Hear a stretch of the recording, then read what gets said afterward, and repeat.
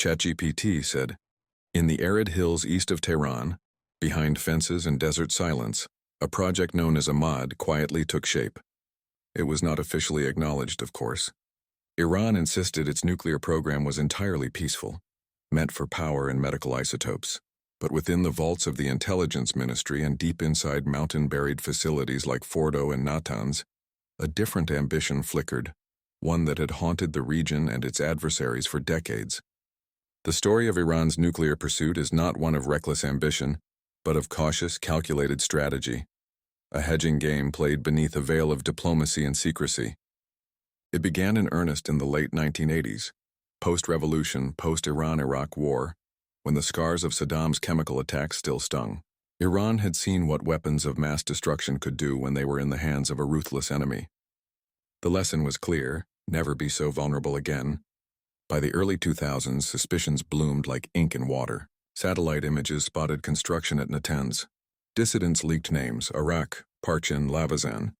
Western intelligence was puzzled by the puzzle pieces: centrifuge purchases from the AQ Khan network, obscure documents hinting at high explosive testing, missile re-entry vehicle modifications.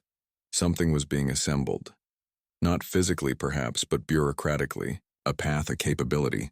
In 2003, Iran froze key parts of its program under pressure, and the Ahmad plan, its most structured weaponization effort, was officially shut down. Or at least that's what Iran claimed. Inspectors from the IAEA found traces, breadcrumbs, military-linked research into neutron initiators, computer models of implosion devices, and hydrodynamic testing that didn't quite fit with civilian purposes. The West whispered the word breakout. How fast could Iran convert its peaceful infrastructure into a bomb-making machine if it chose to?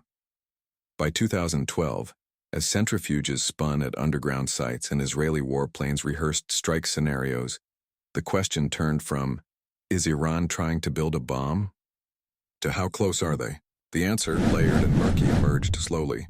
Iran had not assembled a bomb, not designed a full weapon, and crucially not enriched uranium to weapons-grade levels. But it had come dangerously close to possessing all the pieces: a weapons design shelved, not forgotten, a missile delivery system not finalized but studied, and enrichment capability.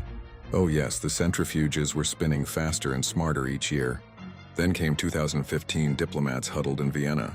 The Iran nuclear deal, known formally as the Joint Comprehensive Plan of Action, JCPOA, offered a freeze. Iran would roll back its enrichment, allow stringent inspections, and in return receive sanctions relief. For a time, the drums of war fell silent. Natanz slowed, Arak was redesigned. The stockpile of enriched uranium was slashed by 98%. But not everyone trusted the calm. In 2018, Israeli operatives pulled off one of the most audacious intelligence operations of the century, raiding a secret warehouse in Tehran and spiriting out 1/2 ton of nuclear archives. The documents revealed what many had suspected.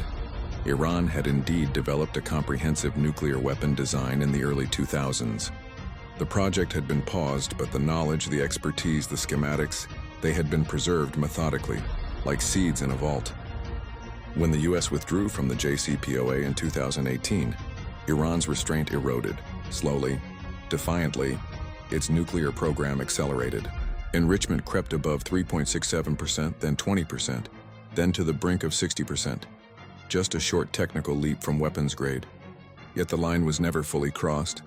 Inspectors still roamed parts of the program. No bomb was built, no device tested. So how close was Iran to making a nuclear weapon?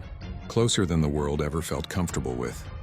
Technically, experts estimated that if Iran made the political decision to break out, if Supreme Leader Ali Khamenei gave the secret nod, it could produce enough weapons-grade uranium for one bomb in a matter of weeks.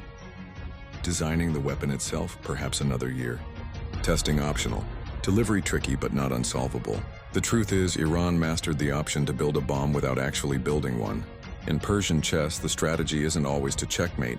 It's to maneuver until your opponent realizes that every move leads to loss. Iran played this game well. It preserved ambiguity, sowed division among its enemies, and retained the ability to pivot. The West, knowing a war might delay the program but never erase it, walked a tightrope of diplomacy, sanctions, and threats. And so today, in the dim light of Natanz's underground halls, thousands of centrifuges still hum their metallic song.